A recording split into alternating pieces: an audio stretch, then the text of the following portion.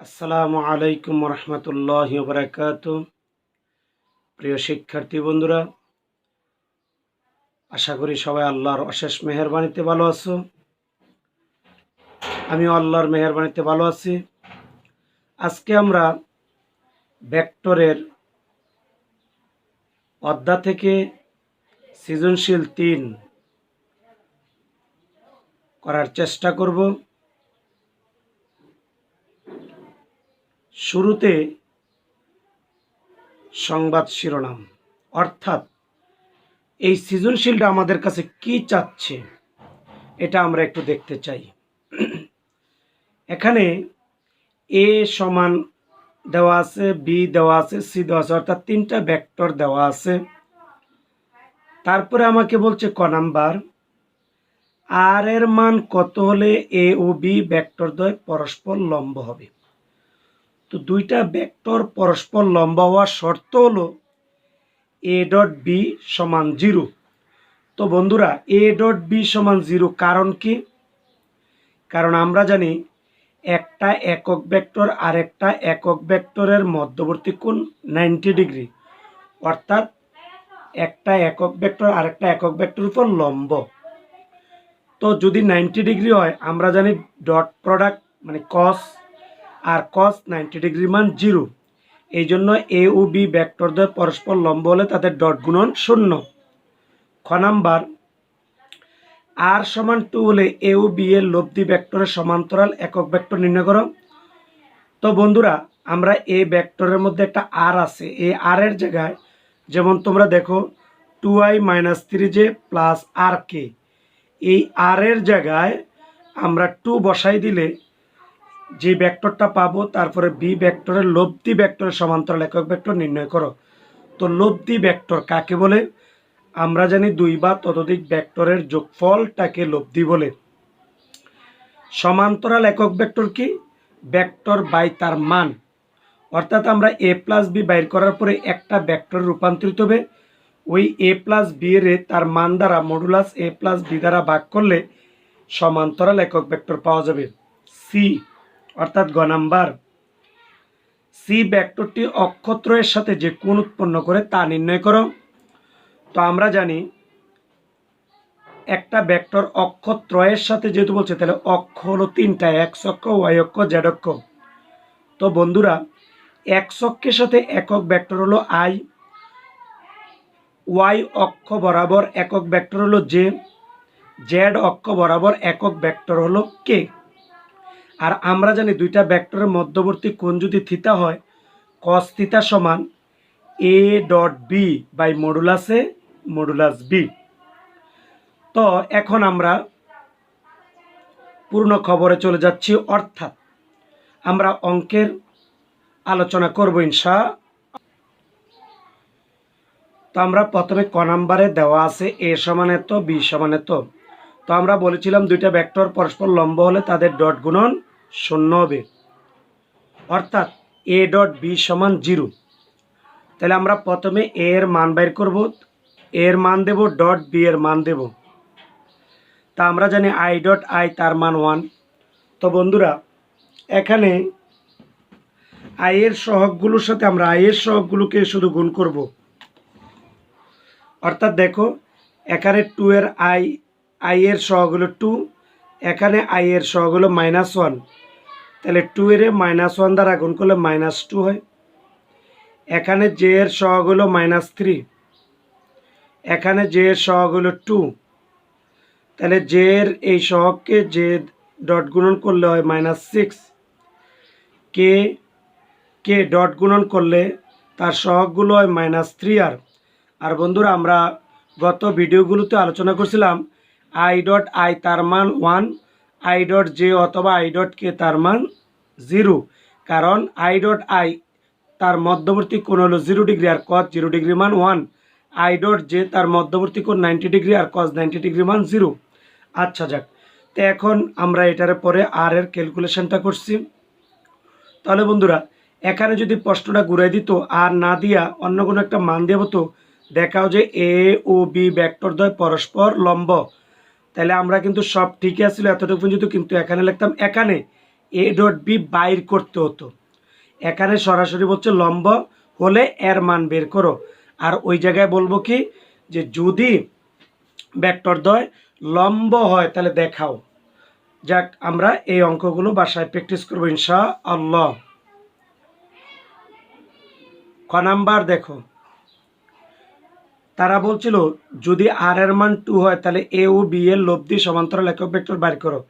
তো আমরা আর সমান 2 হলে এ ভেক্টরের আর এর জায়গায় আমি 2 দিছি, বি ঠিকই আছে।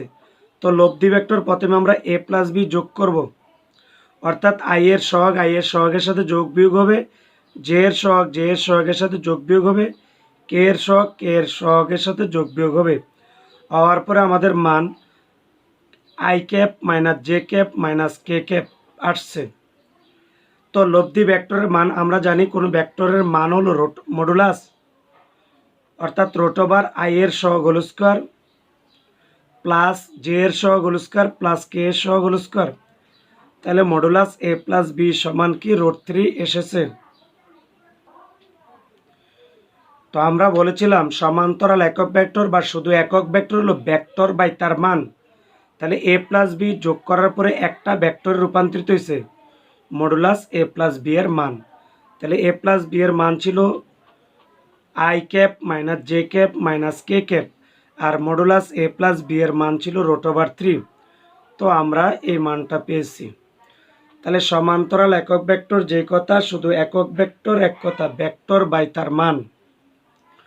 তাহলে আমরা এই লব্ধি সমান্তরাল একক ভেক্টর একাধিকও হতে পারে, 2 বা ততোধিকও হতে পারে। সবগুলোর যোগ করলে যেমন এ প্লাস বি প্লাস সি সবগুলো যোগ করলে কিন্তু আমাদের একটা ভেক্টরই আসবে। যদি বলে এ প্লাস বি প্লাস সি ভেক্টরের সমান্তরাল একক ভেক্টর কত, তাহলে প্রথমে আমরা লব্ধি ভেক্টর বের করব এ প্লাস বি প্লাস সি। এর আই এর সহগ, যে বি এর আই এর সহগ, সি এর আই এর সহগগুলো যোগ করব, যোগ বিয়োগ করব। অনুরূপভাবে জে এর সহগগুলো যোগ করব, কে এর সহগগুলো যোগ করব। তারপরে আমরা A plus B plus C by modulus A plus B plus C দিলে হয়ে যাবে। তো বন্ধুরা বাসায় কিন্তু এগুলো বারবার প্র্যাকটিস করবা। এখন আমি গ নিয়ে আলোচনা করব। গয়ের শর্ত ছিল কি, দুইটা ভেক্টরের মধ্যবর্তী কোণ যদি থিতা হয় তাহলে কস থিতা সমান এ dot B by modulus a modulus B. তো বন্ধুরা গ নাম্বারে দেওয়া ছিল সি একটা ভেক্টর, আর এই ভেক্টরটা অক্ষত্রয়ের সাথে কত কোণ উৎপন্ন করে। তো অক্ষত্রয় যেহেতু বলছে, ত্রয় মানে 3টা, তাহলে এক্স অক্ষ, ওয়াই অক্ষ, জেড অক্ষ। আর ভেক্টর 3 ডাইমেনশনাল অর্থাৎ ত্রিমাত্রিক, এক্স অক্ষ, ওয়াই অক্ষ, জেড অক্ষ। তো আমরা প্রথমে সি ভেক্টরটা দেওয়া আছে, পরবর্তীতে আমরা মডুলাস সি বাইর করছি। তো আমি বারবার বলছি মডুলাস বের করার জন্য √, আই এর সহগ হোল স্কোয়ার, এনে 2 আছে 2 স্কোয়ার, প্লাস জে এর সহগ, বাবা এখানে কিন্তু প্লাস, খেয়াল রাখবা সূত্রের প্লাস, ভিতরে মাইনাস হলে মাইনাস হোল স্কোয়ার, প্লাস কে এর সহগ হোল স্কোয়ার। আর আমরা জানি ভিতরে মাইনাসটার হোল স্কোয়ার করলে প্লাস হয়ে যায়। তাই তার মান হয়েছে 3। ধরি সি ভেক্টরটি এক্স, ওয়াই ও জেড অক্ষের সাথে যথাক্রমে θ1, θ2, θ কোণ উৎপন্ন করে। তাহলে সি ভেক্টরটা যদি এক্স অক্ষের সাথে কোণ উৎপন্ন করে আমরা θ1 ধরতে পারি। সি ভেক্টরটি যদি ওয়াই অক্ষের সাথে কোণ উৎপন্ন করে তাহলে আমরা θ2 সেক্ষেত্রে ধরব। আর সি ভেক্টরটি যখন জেড অক্ষের সাথে তখন আমরা θ3 ধরব। আর আমরা জানি এক্স, ওয়াই ও জেড অক্ষ বরাবর একক ভেক্টর যথাক্রমে i j k. X, y ও জেড অক্ষ বরাবর একক ভেক্টর কি আই জে কে।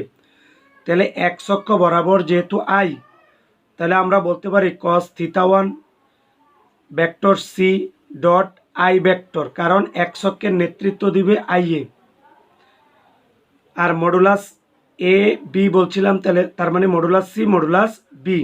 বি বলতে এখানে আই কে বোঝানো হয়েছে।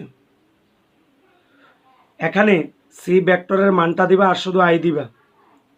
তো এখন শোনো, তোমরা অনেকে বলতে পারো আই শুধু কি আই এর সাথে গুণ হবে? হ্যাঁ, আই এর সাথে গুণ হলে I2, তাহলে প্রশ্ন থাকতে পারে আইটা গেল কই? হ্যাঁ বন্ধুরা, আই ডট আই তার মানটা তোমাদের পাশে দেখাই দিছি। আই ডট আই তার মান 1, আই ডট জে তার মান 0, আই ডট কে তার মান 0। তাহলে আই শুধু আই এর সাথে গুণ হয়েছে, আর আই ডট আই এর মান তো 1 তো লিখতে হয় না। তাহলে আই ডট জে লিখলাম না কেন, কারণ তার মান 0, আই ডট কে তার মানও 0, আর 0-র সাথে কোনো সহগ থাকলে ওই মানটা 0। তা আমাদের cos θ1 সমান এই 2/3 আসছে। তা আমাকে তো কোণের মান বাইর করতে বলছে, তাহলে আমরা θ1 সমান কসটা ওইদিকে দিয়ে দিলে ইনভার্স হয়ে যায়, কারণ কসটা ছিল এইদিকে গুণ, ওইদিকে গেলে হলো ভাগ, 1/cos, 1/cos যেই কথা, cos ইনভার্স এক কথা। তাহলে আমরা এই মানটা পাইছি। অনুরূপভাবে আমরা cos θ2, তাহলে θ2 মানে ওয়াই অক্ষ, তাহলে C dot j modulus C modulus j. তারপরে আমরা ঠিক অনুরূপভাবে জে ডট জে এর শুধু সহগটা বাইর করবো, বাকি যেহেতু 0, তো জে ডট জে হইলো এই জে এর সহগ হলো -1, এটার হলো 1 -1, আর নিচে তো মডুলাস সি। আর আমরা যেহেতু একবারে মডুলাস সি এর মান বের করে নিয়েছিলাম প্রথমে, অতএব সব জায়গায় বসাই দেবো। অনুরূপভাবে আমরা cos θ3 বের করব। cos θ3 আমরা বলছিলাম জেড অক্ষ বরাবর, তাহলে C dot K by modulus C modulus K. তারপরে আমরা এইটার ক্যালকুলেশন করব। তো বন্ধুরা, আমরা আজকে আলোচনা করছিলাম 3টা অঙ্কের সমন্বয়ে একটা সৃজনশীল। প্রথম ছিল ভেক্টরদ্বয় পরস্পর লম্ব, আর আমরা জানি এ ডট বি সমান 0। লব্ধি সমান্তরাল একক ভেক্টর প্রথমে আমরা যোগ করব, যোগ করার পরে ভেক্টর বাই তার মান দ্বারা ভাগ করব। মধ্যবর্তী কোণ যদি থাকে আমরা cos θ সমান প্রথম ভেক্টর ডট দ্বিতীয় ভেক্টর বাই মডুলাস প্রথম ভেক্টর মডুলাস দ্বিতীয় ভেক্টর। আশা করি ইনশাল্লাহ তোমরা, মোট 3টা সৃজনশীল দেওয়া হয়েছে, এই 3টা সৃজনশীল করলে তোমরা ভেক্টরের অন্তত প্রাথমিক পর্যায়ে 60 থেকে 70% আয়ত্তে নিতে পারবা, কিন্তু বাসায় প্র্যাকটিস করবা ইনশাআল্লাহ।